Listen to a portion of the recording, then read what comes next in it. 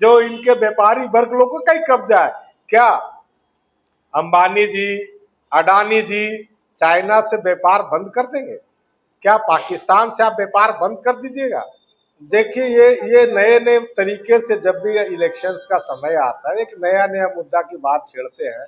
और कौन सी कार पर चलते हैं वो बता दें? उस देश में वो किस कार पे चलते, कौन सी हिंदुस्तान की कंपनी इस कार को बनाती है? अभी बीजेपी के द्वारा लगातार प्रेस कॉन्फ्रेंस किए जा रहे हैं और उनके द्वारा ये कहा जा रहा है कि हर घर स्वदेशी, घर घर स्वदेशी अपनाएं और भारतवासियों से ये अपील की जा रही है स्वदेशी अपनाएं। बहुत ही अच्छे नारा लगा रहे हैं वो। लेकिन केंद्र की सरकार डंकन पॉलिसी से क्या अपने आप को अलग कर ली है? अगर डब्ल्यूटीओ से उन्होंने अपने आप को अलग कर लिया होता तब समझ में आता कि स्वदेशी अभियान की चर्चा कर सकते हैं। हम डब्ल्यूटीओ के सदस्य भी रहेंगे, जो हम पूरा इंटरनेशनल मार्केट को अपने आप खोल चुके हैं, उसके बावजूद हम स्वदेशी की बात कर, अच्छी बात है, स्वदेशी का डेवलपमेंट होना चाहिए। लेकिन आप बाहर से एफडीआई ला रहे हैं, बाहर से विदेशी पूंजीपतियों को अपने आमंत्रित कर रहे हैं, यहाँ के लोगों का जो रोजगार सृजन है उनको आप खत्म करने का काम कर रहे हैं। तो सवाल है कि कहिए तो उसको करके दिखाइए ना, स्वदेशी में क्या क्या चीज हमारे देश में बनता है, कौन कौन सा मैन्युफैक्चर हमारे देश का उसको बनाता है, इस पर चर्चा होनी चाहिए, विस्तृत चर्चा होना चाहिए।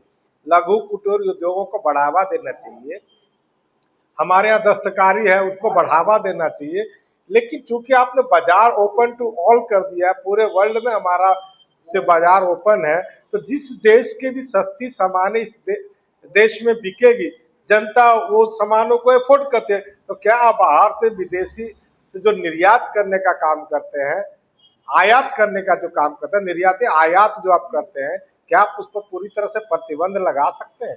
अगर लगा सकते हैं तो स्वदेशी का जो नारा है बहुत ही अनुकूल है।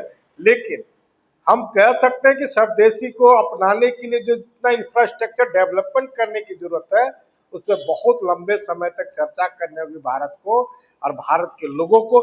जब हमारे यहाँ बीज, धान का बीज ही हमारा, जब जिसको कहते हैं स्वदेशी बीजों को आप डिस्प्लेस कर दिए हैं, रिप्लेस कर दिए हैं, तो कैसे हम उम्मीद रखें कि स्वदेशी की आप धारणा जो आप कर रहे हैं पूरी तरह से लागू होगा राज्य में या देश में? अच्छा, नेता प्रतिपक्ष राहुल गांधी जी ने प्रेस कॉन्फ्रेंस किया और उन्होंने कहा कि पहले जब शुरुआती में मोबाइल फोन आए हुए थे, 2 रुपये भारत में, अभी 100 से भी अधिक है। अगर हम खिलौने की बात करें तो अधिक से अधिक भारत देश से अन्य देशों में खिलौने जो होते हैं वो निर्यात किए जाते हैं। तो कहीं ना कहीं ये क्या लगता है आपको कि ये गलत है, ऐसा नहीं हो रहा है? मैं एक चीज बताओ तो, कौन सी ऐसी कंपनी है जिसको आप देना चाहिए ना हिंदुस्तान को, हमारी इस कंपनी का बिजनेस है। हम तो अगर मार्केट में जाते हैं, आप फिलहाल जस्ट बगल में चले जाइए, अगर 80% अगर चाइना का सामान यहाँ पर आयातित है और यहाँ मार्केटों में जब अवेलेबल है, तो सवाल है कि तो आंखों देखी चीज है, तो इस पर हम क्या चर्चा करें? वो हम सिगुफा दे सकते हैं, ये कह सकते हैं हमारा बहुत निर्यात करते हैं। तो निर्यात का जो पैमाना हमारा है, जब हमारे देश के अपनी जनता के अनुकूल हम माल को नहीं बना पाते हैं और अपनी देश की जनता को माल का नहीं दे पाते, जब जब दीपावली या ये सब मौसम त्योहारों का मौसम आता है, वो स्वदेशी पर बात करते हैं। इसीलिए कि इंटरनेशनल ट्रेड मार्केटिंग पर जो इनके व्यापारी वर्ग लोगों का ही कब्जा है।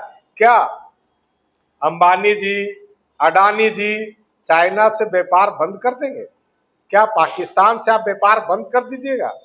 तो अगर इंटरनेशनल मार्केट को आपने खोला है, एलपीजी जो हमारे लिबरेशन है ना, ग्लोबलाइजेशन और प्राइवेटाइजेशन, ये 1992 से चल रहा है।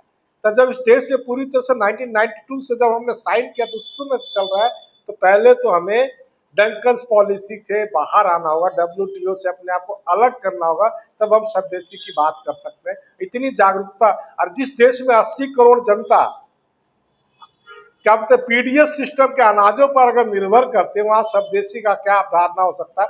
मैं स्वदेशी का पुरजोर समर्थक हूं, लेकिन सरकार उसको संरक्षित करे और संरक्षित करके लघु उद्योगों को बढ़ावा दे। मैं इस बात को सहमत हूं कि आपने अच्छे मुद्दे को छेड़ा है, लेकिन पहले पॉलिसीज को बदलने की जरूरत है।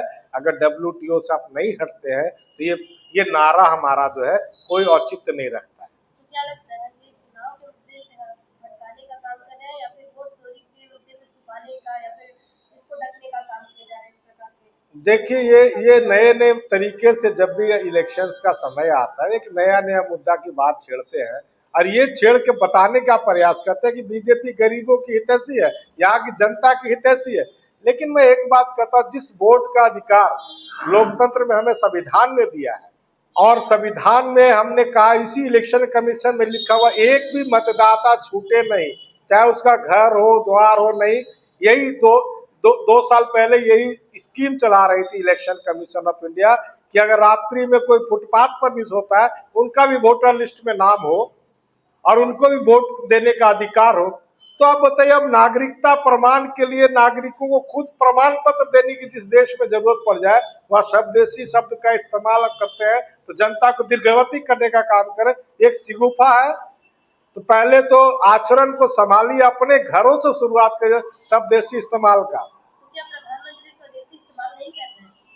कौन सी कार पर चलते हैं वो बता दें, उस देश में वो किस कार पे चलते, कौन सी हिंदुस्तान की कंपनी इस कार को बनाती है, कौन सा गैजेट से वो इस्तेमाल करते हैं जो हिंदुस्तान से मैन्युफैक्चर होता है। तो सवाल मैंने कहा कि पहले अपने आचरण को अनुकूल कीजिए, किसी को शिक्षा देने से पहले आप उस आचरण को पहले अक्षरश पालन कीजिए, तभी आप किसी को सीख दे सकते हैं। अच्छा, एक और सवाल है उपचुनाव को लेकर। घाटशिला में उपचुनाव होने वाला है, कैसे देखते हैं? देखिए, उपचुनाव का मामला सभी पार्टियां स्वतंत्र हैं और हम लोगों ने भी कल तय किया है कि घाटशिला के जनता के मिजाज के अनुसार अगर जरूरत पड़ी और लोकतंत्र के अधिकार के तहत अगर हमने अभी कहा है तो लोकतंत्र में जो चुनाव है, चुनावी प्रक्रिया में सभी पॉलिटिकल पार्टियों को भाग लेना चाहिए, जितने भी रजिस्टर्ड पॉलिटिकल पार्टियां हैं। उसी तहत में हमने भी एक मीटिंग भी रखी है। अगर हमारा लोकल कमेटी वहाँ जो पार्टी तय करती है कि चुनाव लड़ने की बात हो, तब हम उस पर विचार करें। अन्यथा हम जो है वैसे फोर्सेस को जो जनता को गुमराह करने के काम कर रही है उनको हटाने के लिए हम जनता से अपील करें। लाइव लगातार के वीडियो को लाइक करें, सब्सक्राइब करें और बेल आइकन को दबाना न भूलें।